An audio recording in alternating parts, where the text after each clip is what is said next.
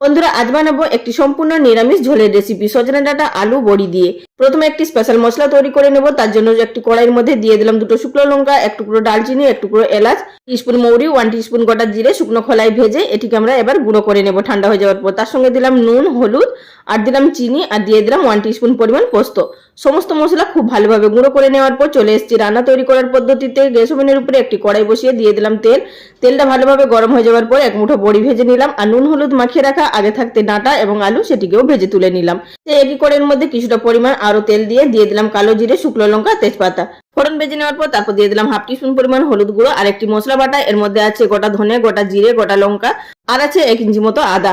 খুব ভালোভাবে কষিয়ে নেওয়ার পর এর মধ্যে দিয়ে দিলাম আগে থাকতে ভেজে রাখা ডাঁটা আলুগুলোকেও দিয়ে খুব ভালোভাবে কষিয়ে নিলাম। তারপর এর মধ্যে পরিমাণ মতো গরম জল এড করে খুব ভালোভাবে সেদ্ধ করে নিলাম। তারপর দিয়ে দিলাম ভেজে রাখা বড়ি। কিছুক্ষণ ফুটিয়ে নেওয়ার পর দিয়ে দিলাম স্পেশাল তৈরি করে রাখা মশলা। তৈরি হয়ে গেল নিরামিষ ডাঁটার ঝোল।